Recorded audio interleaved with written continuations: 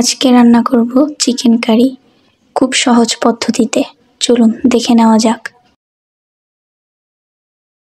প্রথমে কড়াইতে সর্ষের তেল গরম করে তাতে এলাচ, শুকনো মরিচ, তেজপাতা, জিরা ফোড়ন দিয়ে পেঁয়াজ কুচি দিয়ে খুব ভালোভাবে ভেজে নিতে হবে।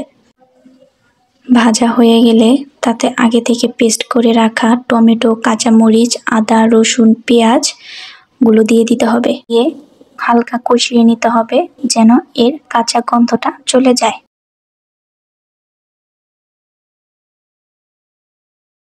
তারপর তাতে পরিমাণ মতো হলুদের গুঁড়া, মরিচের গুঁড়া, সামান্য একটু পানি দিয়ে মশলা কষিয়ে নিতে হবে।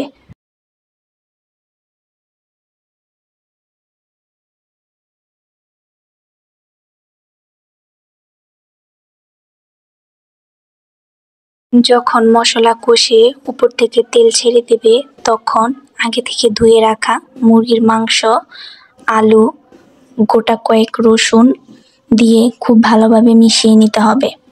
তারপর তাতে পরিমাণ মতো লবণ দিয়ে ঢাকা দিয়ে 10 মিনিটের মতো মিডিয়াম আঁচে রান্না করতে হবে।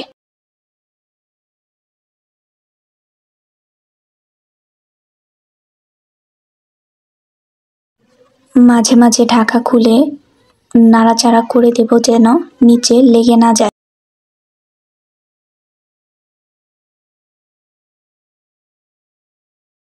যখন সবকিছু 80% সেদ্ধ হবে এবং উপর থেকে তেল ছেড়ে দিবে, তখন সবকিছু আবারও ভালোভাবে কষিয়ে নিতে হবে। হয়ে গেলে তাতে পরিমাণ মতো পানি দিয়ে দিতে হবে। যে যতটুকু ঝোল রাখবে সেই অনুযায়ী পানি দিলেই হবে।